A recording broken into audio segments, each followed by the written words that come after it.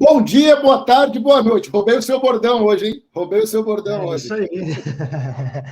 É isso aí, Rodrigo. Roubei o seu bordão. Boa tarde, bom dia, boa noite a todos. Mais um Crypto War Papo.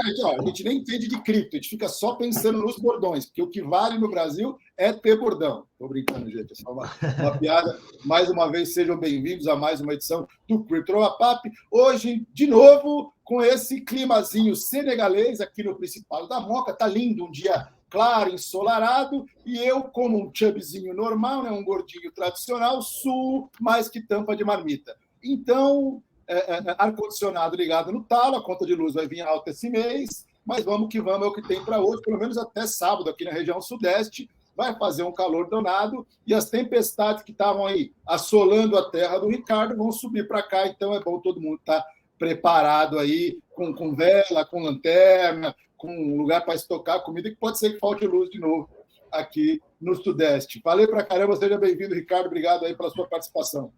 É isso aí, Rodrigo, mais uma sexta-feira e mais um Crypto War Papo. E, cara, confirmando aí o que o Rio Grande do Sul vem fazendo de melhor nos últimos 6 meses, que é exportar ciclone. Então, a gente tá, cara, numa sequência inacreditável aí, vai subir mesmo mais uma tempestade, mas, fora isso, cara, estamos aí tudo 100%. Várias notícias no mercado a gente teve hoje. Tem bastante gente, teve algumas pessoas que me perguntaram entre ontem e hoje sobre como é que está a situação aí da blockchain do Bitcoin. O povo está vendo aí um congestionamento, né? Para a gente que mora na cidade grande, a gente já está acostumado com congestionamento, né, Rodrigo? Toda hora tem. Se eu botar o pé para a rua aqui, eu já tô no congestionamento, mas a gente não está acostumado a ver esse congestionamento na rede, na rede digital, principalmente, né? E a gente vai olhar um pouquinho desses números para entender o que está rolando. Eu já falei para você, coisa boa de exportar do Sul para aí é carne maturada, vinho, esse tipo de coisa, né? Modelo, não manda tempestade para nós não, cara. Por enquanto, só ciclone. Só ciclone. Tem outra coisa que também aqui a gente está muito bom aqui no Rio Grande do Sul, inclusive o nosso governador Eduardo Leite. Isso a gente não consegue exportar, tá? Mas é um SMS alto. Então é ciclone. É verdade. Ele quer subir. Época boa, né? Já não estão subindo imposto. Que beleza, né? Exatamente. Esse aí defende as empresas do Rio Grande do Sul, né? Bom, é a vida, né?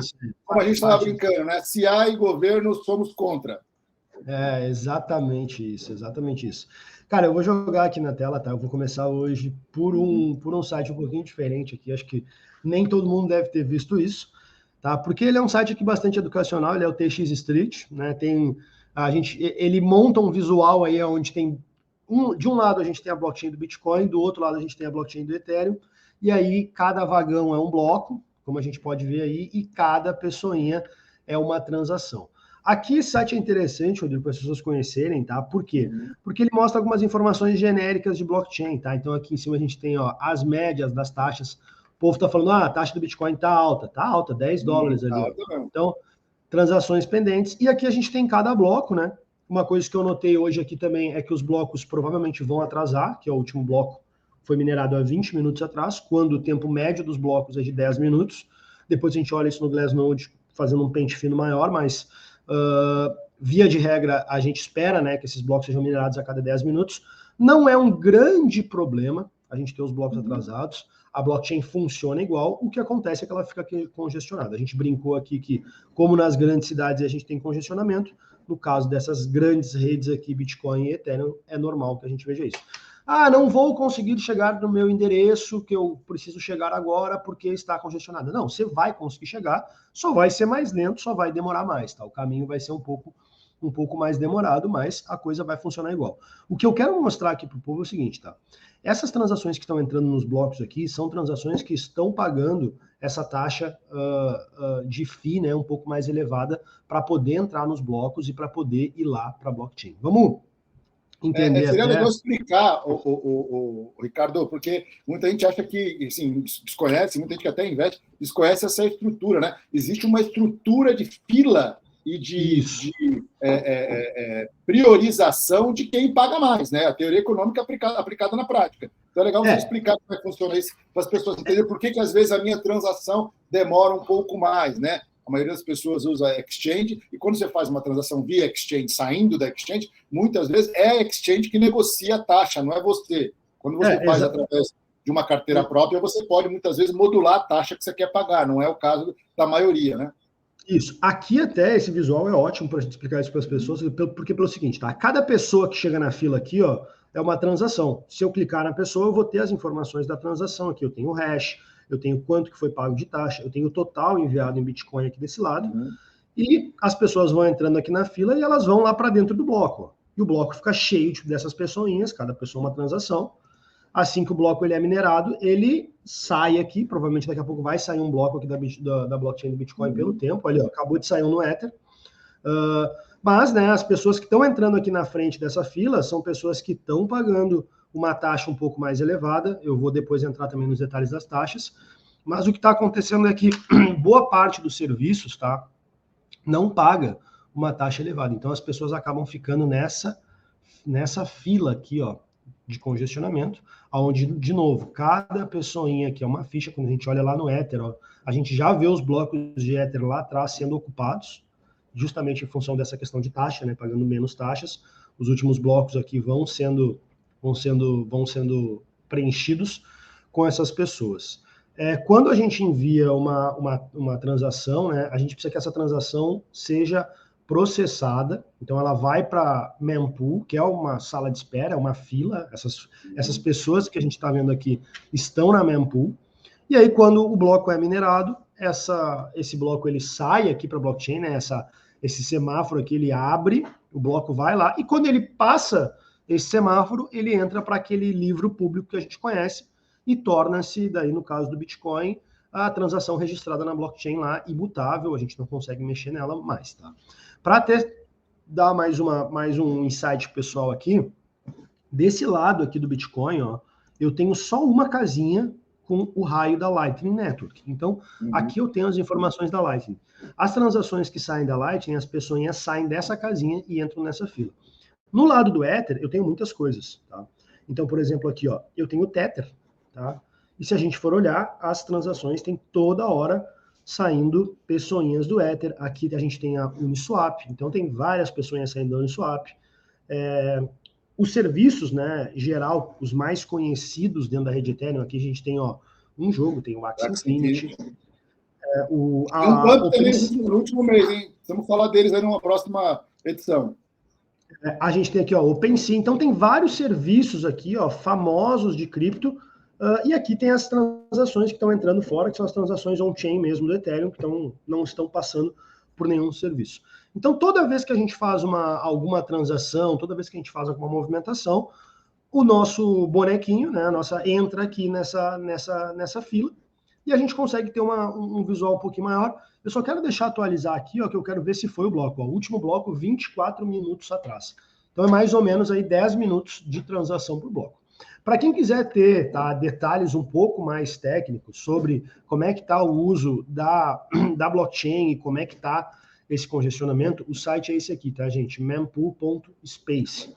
Aqui eu consigo tirar alguns insights valiosos sobre isso. Aqui a gente já tem blocos que foram minerados, aqui a gente tem a altura do bloco que estamos na blockchain, e aqui estão os próximos blocos, né, sendo preenchidos para serem minerados. Beleza? Tudo certo. O que é importante a gente olhar aqui? Taxa de transação. Se você é um usuário que não tem muito a prática da coisa da blockchain, quando a gente vai preencher, né, uma transação ali pelo celular ou pelo computador, escanear um QR Code, que seja, eles pedem para a gente colocar ali, né, uma taxa para a gente, como é que eu vou dizer? É uma remuneração para os mineradores, né? É quase que um tips para o minerador. Olha, eu vou te dar agora $50, com $50 você vai me passar lá no primeiro vagão lá que a gente viu no TX Street, eu vou entrar na frente e a minha transação vai entrar no próximo bloco. Mas se eu resolver pagar só $1, bom, então tem gente que está pagando 2, 3, 4, 6, 10, $20, essa galera vai entrar com a transação na frente e a gente vai ficar naquela fila de trás. Aqui a gente consegue ter essas informações, tá? A gente tem aqui uma alta prioridade, que são essas transações que entram nos primeiros blocos, por $10, tá? É caro. Se a gente pensar que aí, fazendo a conversão, aí dá mais de R$50 para a gente fazer uma transação. A média é bem mais baixa. A média é bem mais baixa. Por outro lado ainda, Rodrigo, isso aqui o povo pode me crucificar aí, eu ainda acho barato, tá? Eu ainda acho barato, porque o que acontece, tá? Quando a gente pensa em Bitcoin como um serviço de envio de dinheiro para um lado e para o outro, a gente pode considerar qualquer valor de transação. Então, se eu for te mandar R$50, é óbvio que é caríssimo eu pagar R$50 de taxa. Talvez não faça nem sentido, né? Mas se eu vou te mandar... Existem outras alternativas, a gente sabe. Existem outras estruturas, a própria Ethereum, Tron, você tem uma porrada. Você tem opção, não é que exista só a opção do Bitcoin. Né? Isso, mas assim, se a gente pensar no custo desses R$50, o que é o custo desses R$50? Né? Bom, é a taxa dos mineradores, tá? Mas o que isso representa? Bom, representa uma transação quase anônima, né? Pseudo-anônima, representa uma transação fora do sistema bancário tradicional, representa uma transação rápida, representa uma transação que não passa por terceiros confiáveis e uma transação que vai ser imutável. Então, se a gente parar para pensar, custa $10 fazer uma transação dessa, independente do valor, se eu for te mandar $10 pagando $10 de taxa, não vale a pena. Agora, se eu for te mandar 10 milhões de dólares, a taxa é mesmo. Cara, 10 pila de taxa, cara, se a gente tentar ligar para qualquer banco e falar, olha, preciso mandar 10 milhões lá para o Rodrigo que está na Europa, você vai pagar muito mais do que isso. Fora imposto, fora outras estruturas. Que prédio do banco, você vai pagar uma porrada de coisa. Ainda é muito mais eficiente que o sistema tradicional. Né? Mesmo com a taxa nas alturas, entendeu? Então, esse é um detalhe, tá, ó, subiu para 11. Esse é um detalhe técnico que eu até deixo para o pessoal, tá? E tem uma explicação, né? Por que está tão mais caro, né, nesse final de semana?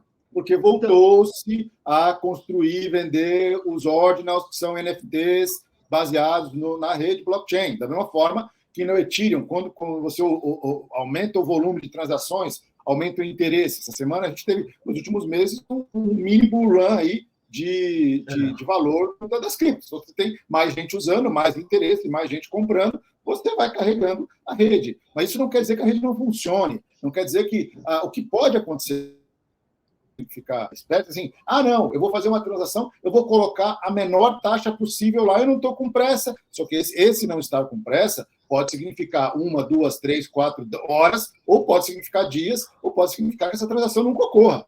Exato, exatamente. Então, você isso é uma coisa baixa demais. Então, é interessante que, aí a gente faz questão de passar isso para vocês, que vocês entendam que existe uma complexidade ali, um modus operandi por trás daquilo. Quando você for começar a utilizar as regras, porque o cara, vou fazer a primeira transação, não, $10 é caro. Você vai lá e coloca 1.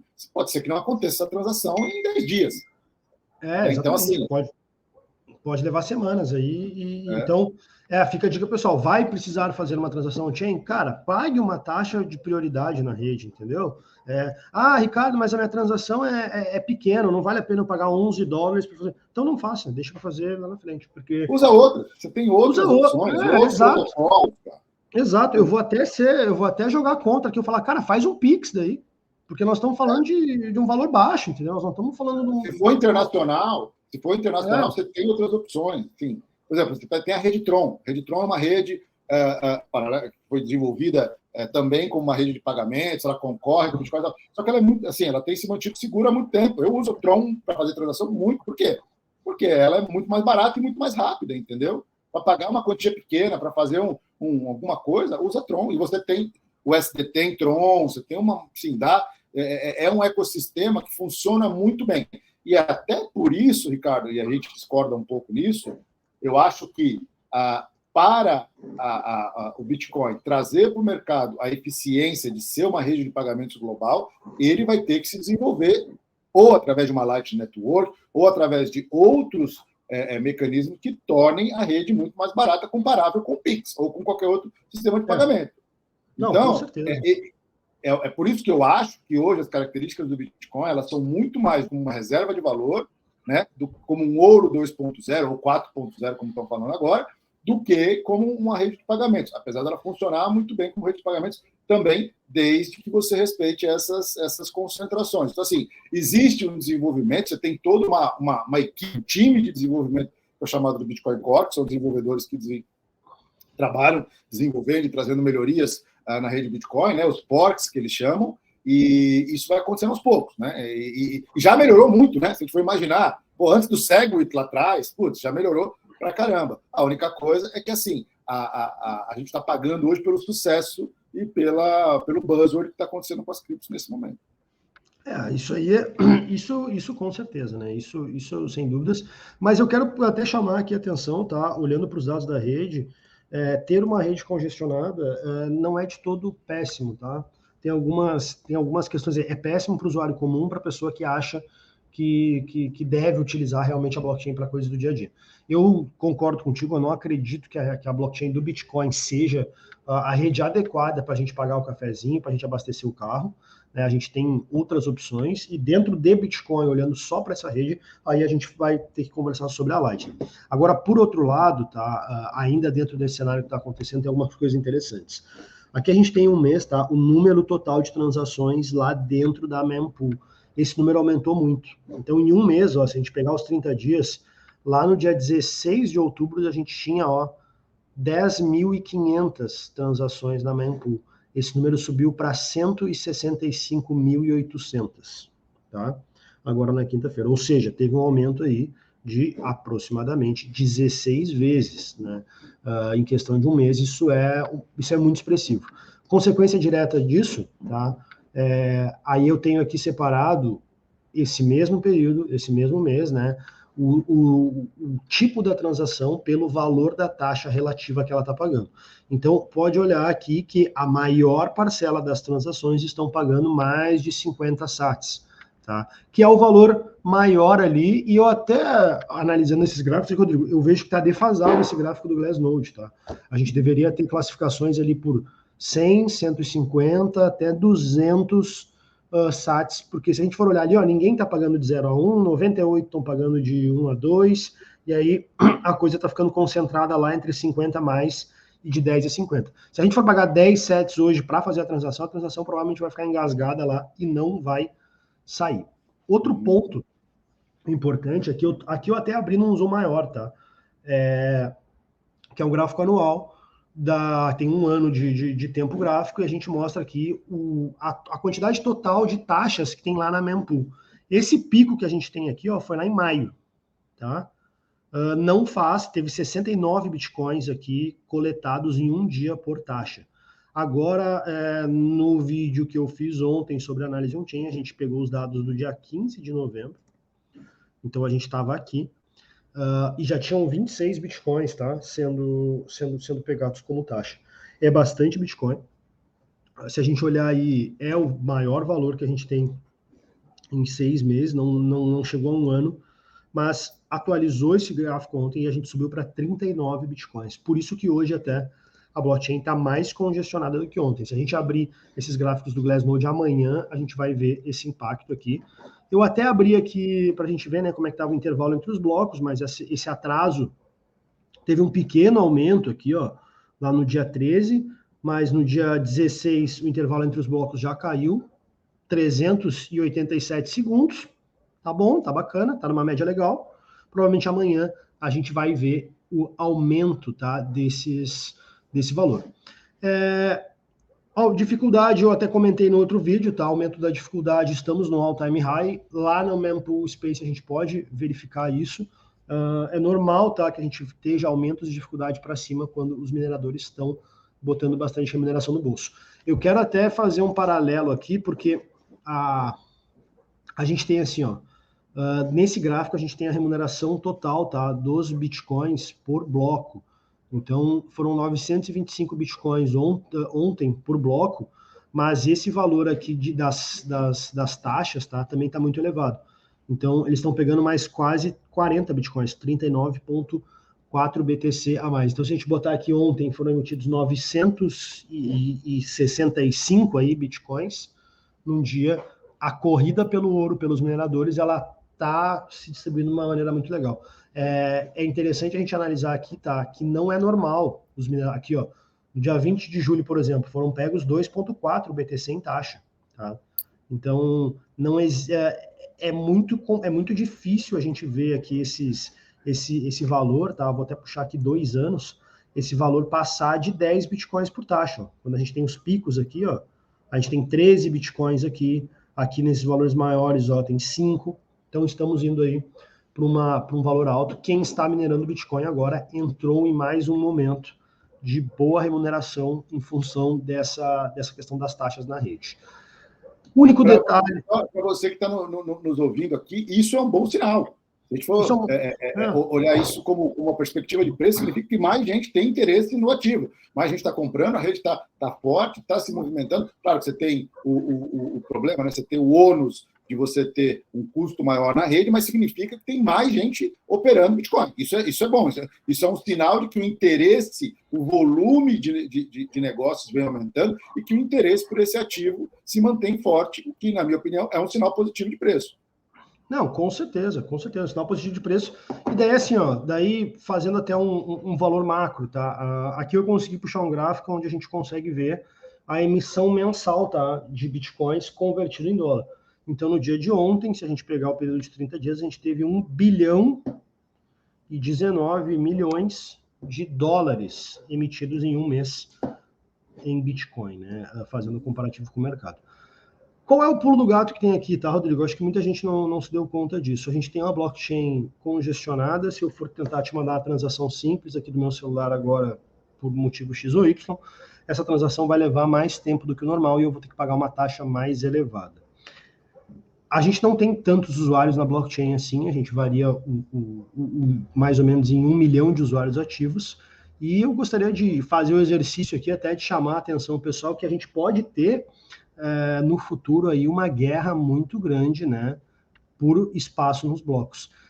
Tem pessoas aí, tem analistas que dizem que vai ser possível até alugar espaço no bloco, porque a pessoa vai, já sabendo que os blocos são congestionados, a pessoa vai correr lá na frente e vai dar uma maneira, vai criar um sistema onde ele já envia as transações, depois ele só repica, né, essas transações para as pessoas que gostariam.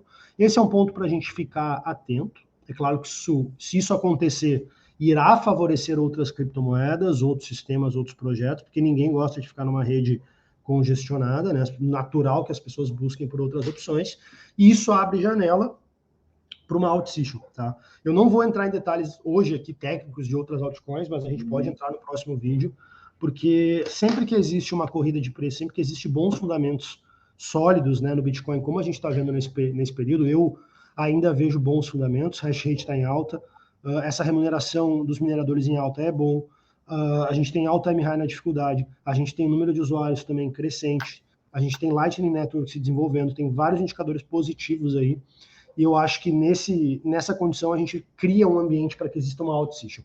Não vou entrar em grandes detalhes de altcoins agora, vou só deixar o alerta para o pessoal ter um bom gerenciamento de risco aí. Sempre que for colocar algum desses ativos no seu portfólio, saiba que é um ativo especulativo.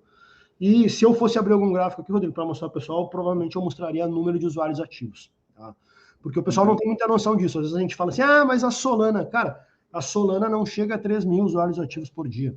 Né? Então, é só um exemplo assim. Quando a gente fala de outras moedas, de vez em quando eu até me assusto, cara, quando eu abro alguns dados, assim, procura lá o token RC20. Aí eu vou olhar o token tem 30 usuários ativos por dia e uma capitalização de 5 bilhões de dólares.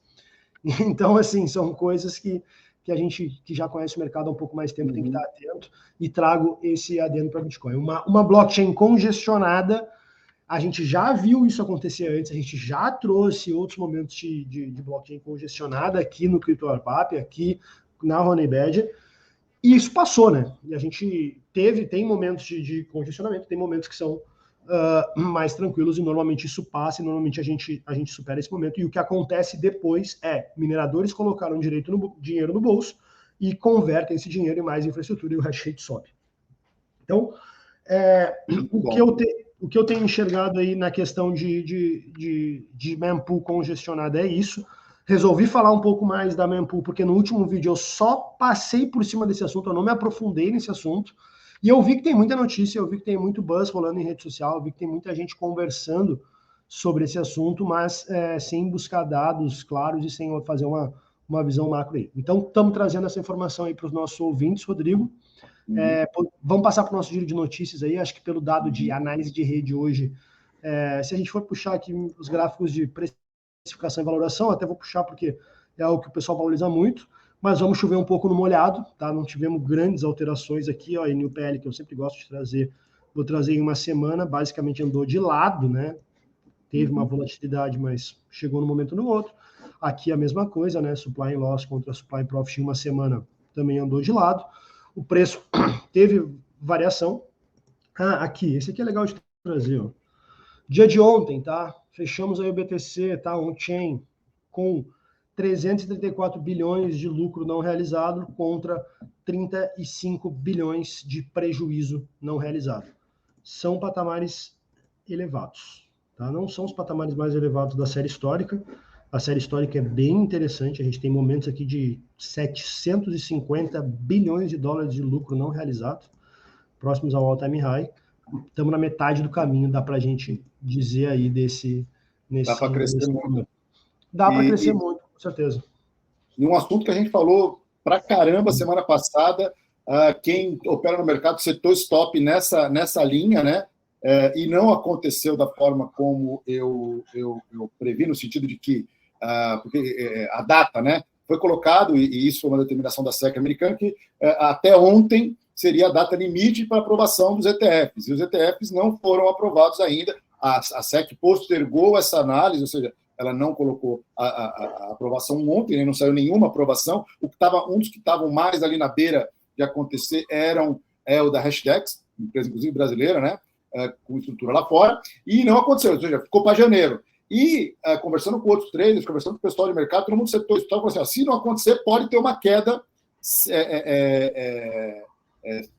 sensível, né? Pode ter uma queda importante no valor, principalmente do Ethereum e do Bitcoin, dada essa expectativa que não se confirmou, né? E na outra mão, a expectativa era, se acontecesse alguma aprovação, você toma um novo pump grande aí dos preços. Não aconteceu e o Bitcoin está caindo 1%.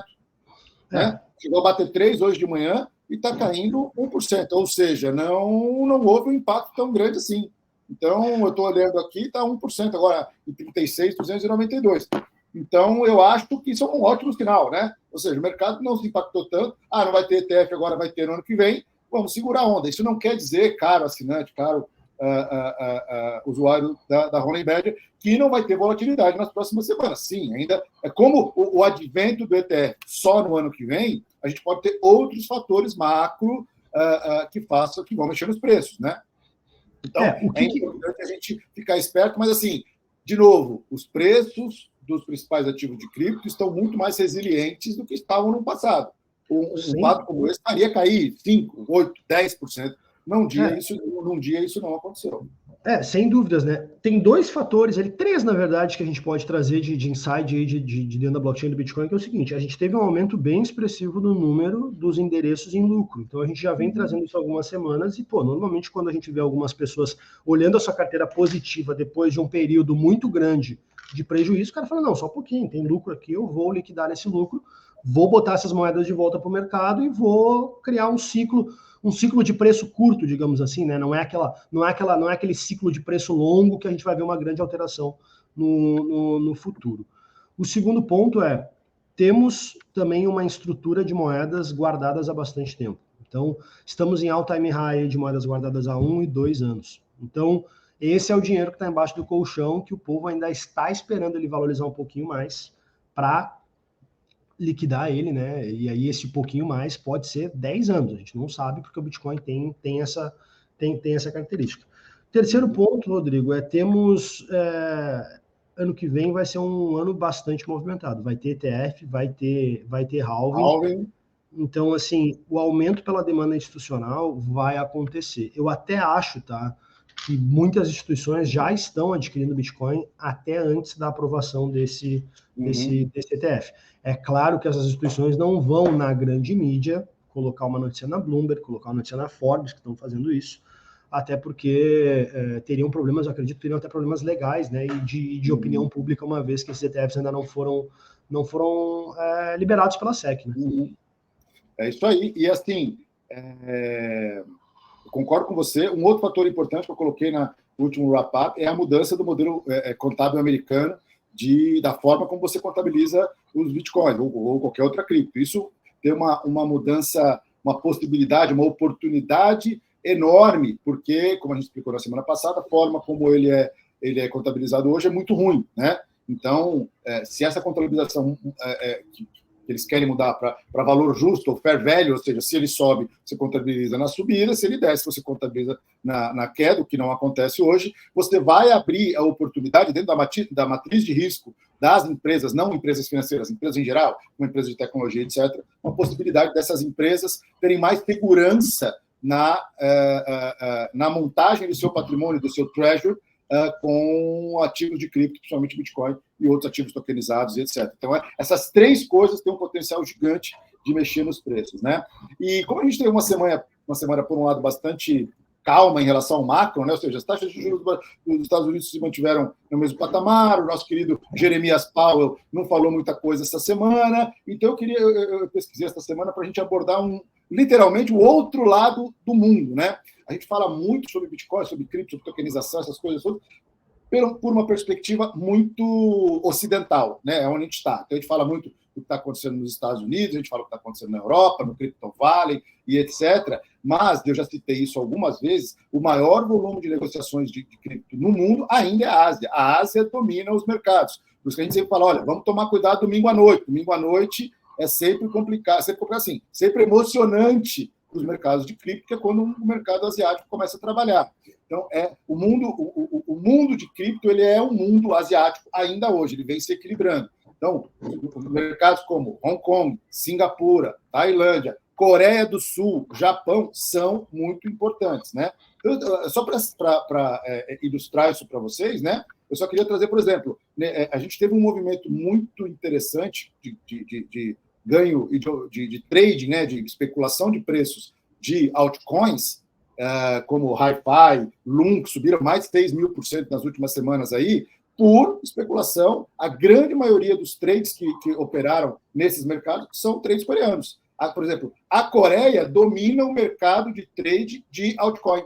Existem empresas especializadas, né? Empresas gestoras especializadas na Coreia do Sul em operar os mercados de altcoin. Quando a gente fala altcoin, a gente não está falando as 10 primeiras, a gente está falando na casa da centésima ali, entendeu? São mercados com menor liquidez, só que, dado o nível de informação, de especialização que esses traders e essas gestoras têm, eles conseguem perceber oportunidades, né? E gerar buzzword, até movimentar os mercados, especular de uma forma muito profissional, principalmente uma informação que a gente é muito cara para o trader que opera esse tipo de moeda quando essas moedas vão entrar com seus pares, né, em negociação nas principais exchanges do mundo. Essa informação vale ouro. E tem gente que opera nesse mercado em contato direto com os protocolos, né, os desenvolvedores desses mercados, porque essa informação, sim, o potencial de ganho de uma moeda nova que entrou numa Binance, numa OKX,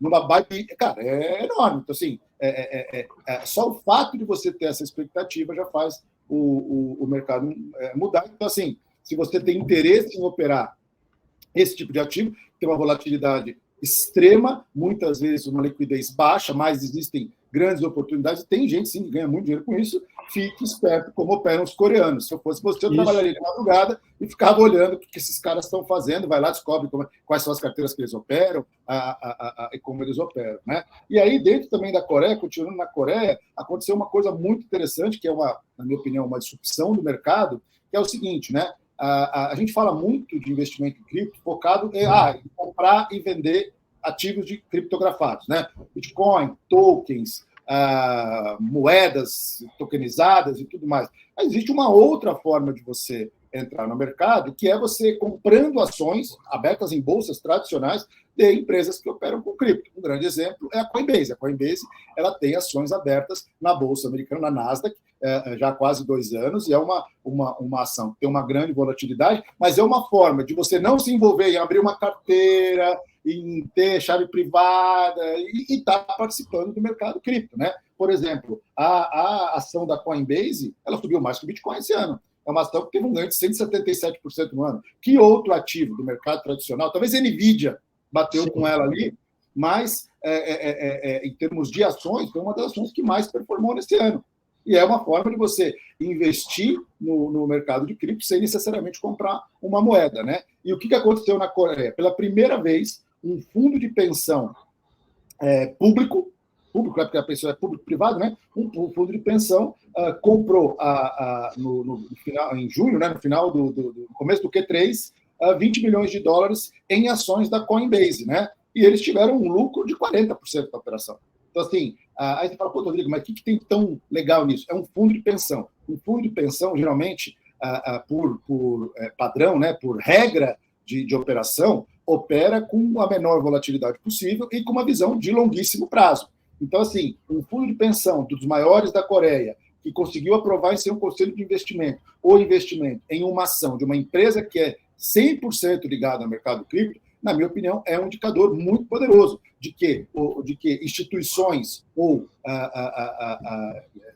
gestoras ou empresas ligadas ao mundo financeiro que têm uma visão muito tradicional e muito conservadora de investimentos estão entrando no mercado cripto. Claro que esse lucro ainda não foi realizado, porque foi de quando eles compraram para cá, mas assim, imagina quem comprou Coinbase no começo do ano lá, tá quase 200% de ganho, e só o fato de você ter um fundo de pensão, eu já venho falando, quando eu converso com gestores, e ainda isso é uma conversa, vamos dizer assim, no mínimo difícil de você iniciar, né? Hoje muito mais fácil que em 2018, quando eu comecei, e eu converso com quem está ligado ao mundo de fundos de pensões, eu falo assim, cara, você tem alguma posição em ouro? Ah, não, a gente tem algumas posições em ouro, seja ETF, seja alguma coisa assim, para longuíssimo prazo. Eu acho um risco um gestor não ter uma posição mesmo que mínima em Bitcoin. No longo prazo. Com certeza. Se você põe... não, eu não coloco ouro porque eu só coloco em ativos que geram renda. Ações de empresas que geram dividendos. Muito bem. Faz parte da sua tese de investimento. Agora, se você tem uma parte do seu patrimônio como proteção de capital ou como alguma outra tese de ter ouro ou prata ou outro metal, uma outra reserva de valor, vamos dizer assim, não ter Bitcoin é um risco. Não ter Bitcoin é um risco. Falando de longo prazo, porque a perspectiva de longo prazo é muito positiva. Sabe, Rodrigo, até assim, trazendo essa linguagem, talvez isso não seja para as pessoas, para os investidores mais iniciantes, né? Talvez isso já seja para as pessoas que já estão no mercado, sejam um pouco mais avançadas. Um dos pontos que sempre chamou minha atenção na análise on-chain foi porque a partir da análise on-chain a gente consegue criar uma estrutura de fundamentos para dentro de criptoativos, né? E aí a gente fala muito de Bitcoin, por quê? Porque Bitcoin tem os dados mais transparentes em relação a outras redes. Quando a gente fala assim de um fundo de pensão comprando uma ação de uma corretora, no caso, né? Eu imagino que também poderia ser daqui a pouco uma ação de uma mineradora, por que não? Né? Então, a dificuldade que eu vejo, e eu vejo que o mercado está evoluindo a passos muito largos, muito rápido nisso, lá atrás, quando a gente começou a analisar essa estrutura de análise on-chain, não existem parâmetros bem definidos para a gente fazer valuation de nenhuma cripto. Então, eu não consigo criar uma estrutura como eu tenho para as empresas, dizer, não, tá aqui, ó, este é o valor da rede, ou este é o valor da empresa, né? E aí existe um ponto nebuloso no mercado financeiro entre esses dois pontos, que é o seguinte, uma empresa como a Coinbase, ou então como uma corretora, ela obrigatoriamente vai ter que ter no seu balanço criptoativos. E se eu tenho dificuldade para fazer valuation dos criptoativos, como é que eu vou fazer o valuation, sabe, 100% daquela empresa, se uma parte do balanço da empresa, se uma parte do tesouro da empresa está em ativos que eu não consigo fazer esse valuation? Esse foi o problema da FTX, esse é um problema da Binance, tá? E esse é um problema de outras mineradoras. O que eu entendo... era um dos problemas da FTX, que é o outro dos piores lá. Né? Só isso tá bom. Se for só... Não, mas só esse problema já quebra a empresa, entende, Rodrigo? Só esse problema ele já é o suficiente para quebrar a empresa, cara. Então, e aí você tem os inovadores, você tem os disruptores, vamos chamar assim, os disruptivos, como o Michael Saylor, que topou ir lá e bancar a empresa dele e comprou um monte de Bitcoin e foi lá. Hoje, o quarta, quinta maior carteira de Bitcoin no mundo é da MicroStrategy. Então, assim, e aí a gente tem assim, ó, no momento que a gente tem fundos de pensão, tá? E não é o primeiro fundo de pensão, é óbvio, talvez esse aí é um asiático, mas a gente tem já exemplos de fundos de pensão americanos já fazendo parecido. Se esses caras estão conseguindo chegar nessa estrutura e falar, não, vale a pena a gente comprar uma empresa de criptoativos, né? Uma mineradora, uma corretora, é porque existe já uma noção bem clara desses fundamentos de valuation que no passado, como a gente estava comentando, estavam nebulosos. Então, se esses caras estão... Porque eu entendo que, como tu disse, né? Esses caras vão fazer isso, a pensão ela tem que ser menor risco possível, liquidez, tem que ser o investimento mais conservador que a gente possa. E acho o menor risco possível, mas o risco mais controlado, né? Mais mediado, né? Isso. E aí, assim, abre uma possibilidade aí que é o que será que oferece mais risco? Né? Se a gente conseguir pegar essa infraestrutura de valuation, tá, para criptomoeda e conseguir fazer ela preto no branco para uma empresa, para uma Coinbase ou para uma mineradora, aí fica a dúvida.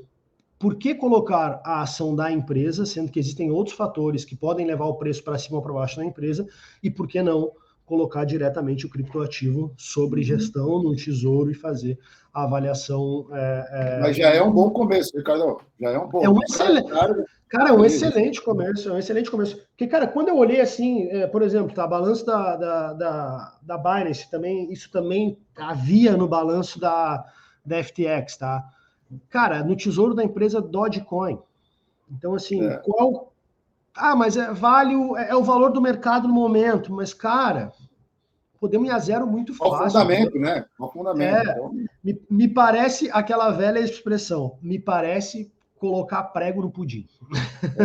Entendeu? E aí, seguindo com o nosso giro pela Ásia, né? Essa semana teve uma outra atuação interessante. Não é um dos primeiros países asiáticos a emitirem bonds do governo tokenizados, né?